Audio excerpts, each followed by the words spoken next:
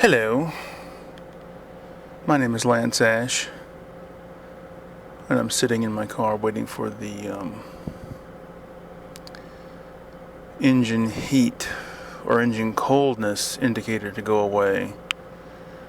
It's one of Subaru's features.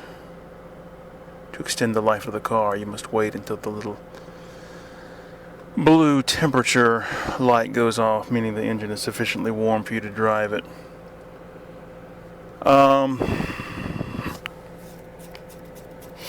Coming back. Here we go. Ready to go. Going back to work after a 3-day weekend. Called in sick Thursday night because my wife ordered me to do so. Let me get my sunglasses on here. There we go. Thursday morning, right before I left work. Hold on, this goddamn car is burning up in here. What's the problem? Trying to avoid using the air conditioning. That's a little better, I guess. Thursday morning, right before I left work, right before I had to leave, I had some kind of spell. We were in a rush to get some stuff out at the last second, and there's a certain time that I usually leave the floor to go up front to clock out, and I just all of a sudden realized that I was really late to get to the time clock. So I estimate I kind of zonked out for about 5 minutes, maybe.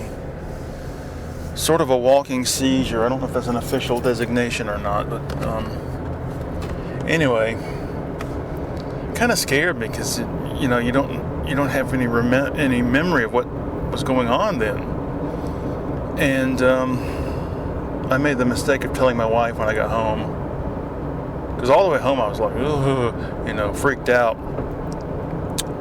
So she said, "Well, you're calling in sick. You need rest. You're worn out. You're pushing yourself too hard."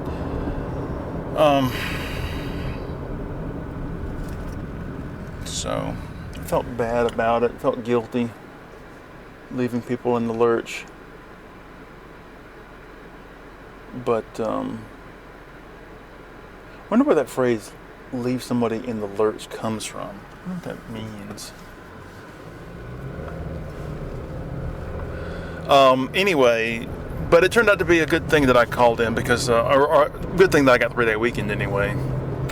Got a lot done. Did some really good painting. I have,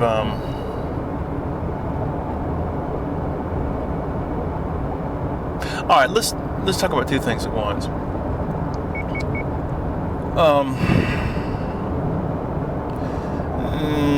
Maybe, I don't know how long ago it was, several months, a year maybe. I've slowly developed the theme, the overarching theme from my painting work is people looking at paintings. And there's several different underlying reasons for that. One of them is if you present paintings in your paintings, you get to do more paintings than you actually have time for.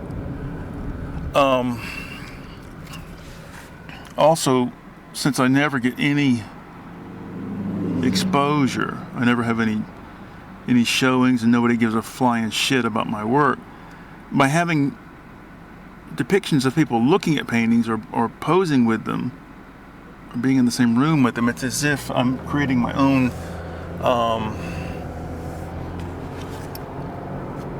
exhibitions. Anyway, but okay, I got to thinking. Okay, let me tell you the second thing. next. I know what it was. I found a video which somebody had. There's a radio station in New York called WABC, and today it's a conservative talk radio station. But back in the 70s, it was a pioneer in the top 40 format. And somebody has a video on YouTube where I guess somebody at the time recorded 3 or 4 hours of WABC broadcasting and commercials, news snippets, all kinds of stuff. So I'm listening to this, and they had a commercial for something, and it featured Henry Gibson, if you remember who that was. He was an actor, performer, reciting a poem. He was known for reciting humorous poems that he'd written, and the poem related to whatever the product was. And it made me start thinking about, he used to be a regular on Laugh-In, early 70s, which I barely remember because I would have only been about 3 when it was going off the air. Anyway, he was one of these performers that's basically, not entirely, but at least initially was a one-note performer. He's known for one thing. It's kind of like I was talking about. I have a hard time understanding somebody like Olaf Schubert, who has this image. He has a costume that he wears, and he never appears outside that costume. But anyway, the point is, over the weekend, I realized, you are settling into this one theme. In the past, you went out of your way to be as crazy as possible at every painting, try to think of the oddest thing possible, try to be different every time. But you seem to be settling down into this one theme, and no matter how many times you try to figure out all the different configurations of the composition, of the basic composition, it boils down to this one thing. And it's kind of like, George O'Keeffe was known for painting, I'm trying to how to put this, female genital looking flowers, and Jackson Pollock is known for his drip paintings. There's certain artists that are known for one thing, No matter how varied Picasso was, he's still known for essentially one thing, a sort of cubist approach. And I think a long time ago I would have been wary of being boxed in like that. But now I think it's okay. Why doesn't this guy just go ahead and merge in front of me? Anyway,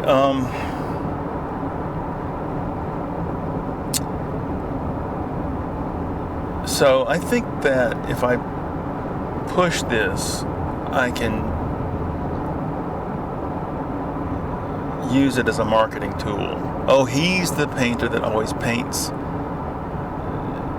pictures of people in a room with paintings, and the focus of the painting is supposed to be the painting within the painting. Ah, that's who he is.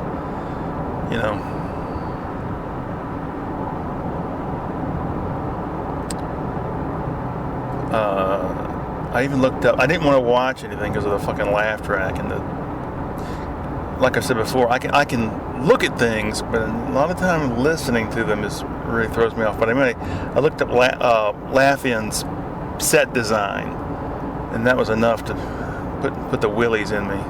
So dated. But there's something pure about it. A purist approach.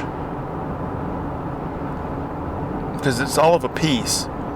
The fact that the two guys, Rowan and Martin, appeared in standard Vegas tux performance attire in the midst of all that mainstreamed psychedelia. Clever idea. I'm trying to think.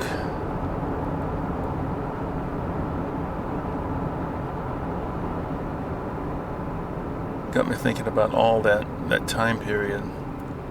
Late 60s, early 70s. Isn't it odd how quickly mainstream America adopted psychedelia? You can see it in greeting cards, ephemera, cereal boxes. There's a lot of people who were willing to abstract it as performance.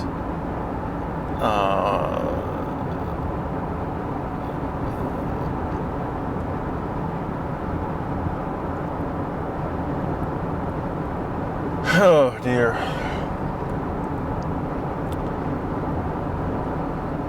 He was a creepy guy, Henry Gibson. Just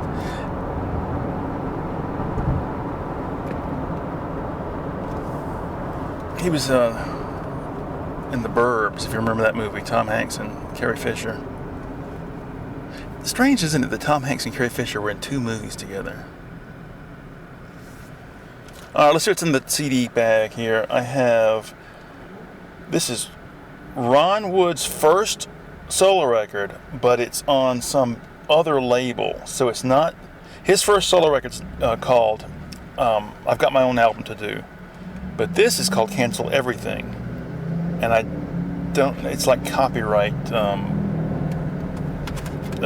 peculiarities. They can issue the album, but they can't call it what it's actually called, and they can't use the original album cover art. I got this at like a Big Lots type store a long time ago. Big Lots used to have remaindered albums. Weird stuff. Hold on a second, I'm trying to drive with one hand. Is that a Cutlass? What is that? Yeah. Red convertible Cutlass. White vinyl top. Alright, next. This is also a Ron Wood solo record. This is Now Look. And again, it's not on the original label. I think it has the original cover art, though. What is this called? Thunderbolt Records? One of these weird... this is Guided by Voices, Isolation Drills. Got that at a thrift store. Hold on, I'm trying to get over here. Next, Charles Mingus, 3 or 4 Shades of Blue. Fantastic record. Steely Dan's Asia album. Next, Wayne Shorter, Adam's Apple. I got this because long time ago, I've been into Miles Davis for years, and I really like his second quintet period. And a long time ago, I don't know if you remember this, there used to be a store called Media Play. They sold books and music. And there was a book I got there, something like Miles Davis for Beginners or something. And it said, if you want to know what Miles's unique contributions are to his bands and so forth, compare the version of I think it's Footprints, the song Footprints. Is it on here? Yeah, from the Miles Smiles record by the second quintet with the version by Wayne Shorter. Wayne Shorter was a member of the second quintet. He wrote the song. They do it one way with Miles, and they do it one way when he's solo. So I thought, I've never even thought about getting albums by individual members of his group. And I got this record for that specific purpose, and that set me off on collecting records by all the different guys in his second quintet. Then we have Gotta Be Voices, Teenage FBI. This is an EP. And then next we have Robert Plant, Manic Nirvana. That's the second album by his second solo band. It's the follow-up to Now and Zen, which at the time was, everybody thought, oh, this is a revelation. This is Robert Plant embracing his past and updating it and blah, blah, blah. And everybody thought it was the greatest thing he'd ever done. But looking back on it, it's not a very good record. Anyway, I got this record out because I got to thinking about the song Anniversary, which I was trying to figure out if it's about his son dying back in the late 70s.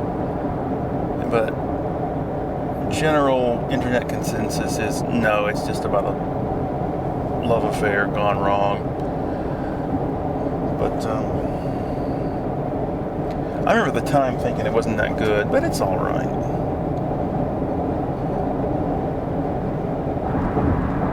Hurting Kind was a big hit on here. Your Ma Said You Cried in Your Sleep Last Night was a sort of a hit. Liar's Dance was sort of a hit. Liar's Dance always sounded to me like Tracy Chapman. Alright, then I think this is the last one. This is Free Jazz. This is an album by Ornette Coleman. This record threw down the gauntlet for the free jazz movement. I have one more in here. It's two quartets playing at the same time, sort of feeding off each other, but also sort of playing independently from each other as well. It's very dense. I don't mind free jazz if it's just one guy playing whatever the hell he wants to with a solid rhythm section beneath. But when the rhythm section is doing whatever the hell it wants to as well, it just sort of, I don't know. I like the way Ornette Coleman plays.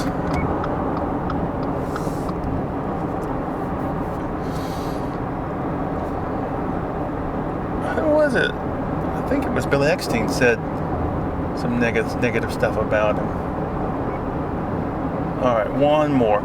Just for fun, I threw Whitesnake's Slide It In album in here. Because I got to thinking about some of Robert Plant's recent solo stuff. Lullaby, Mighty Rearranger, the two albums he did with Alison Krauss. And I was thinking, I thought this about Dio too years ago. Wouldn't it be great if somebody had the clout and the money to get one of these guys and go, we would like you to do an album of stuff that you would never normally do. What do you think about that? Of course, they'd be averse. I think David Coverdale will be too scared of his image being tarnished. But I don't know if you know the song Coming Down by Meat Puppets. Wouldn't it be cool to get David Coverdale to sing something like that? Don't do a big heavy metal, pop metal arrangement with a big band and all that shit. Just do it. Like with,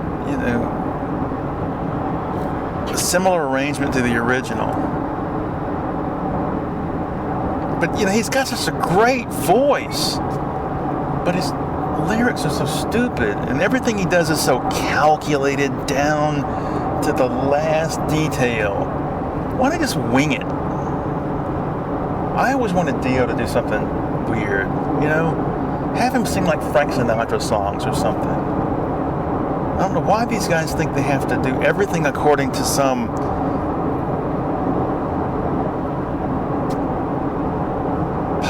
standard. Some radio-ready routine.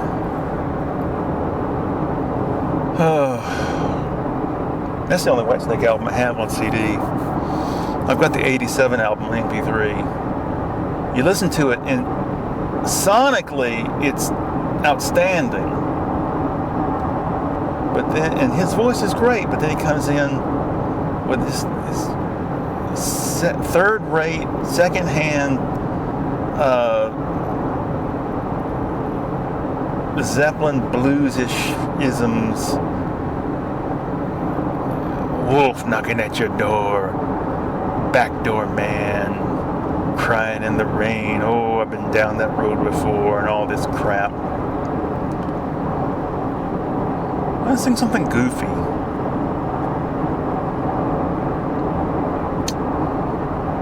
Oh dear.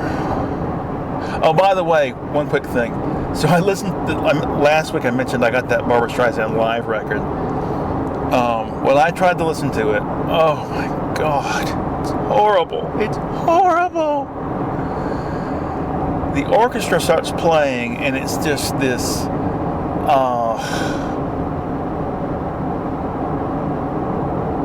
I don't know, it's this over-the-top, bombastic medley of her biggest hits. It sounds like the opening to some movie with every trick in the book, every bell and whistle.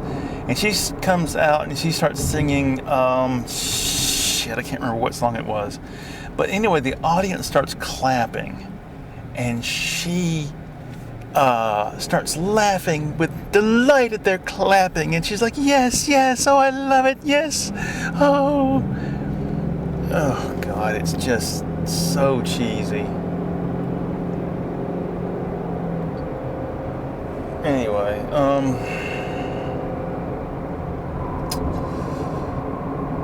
trying to think if there's anything else before I say farewell.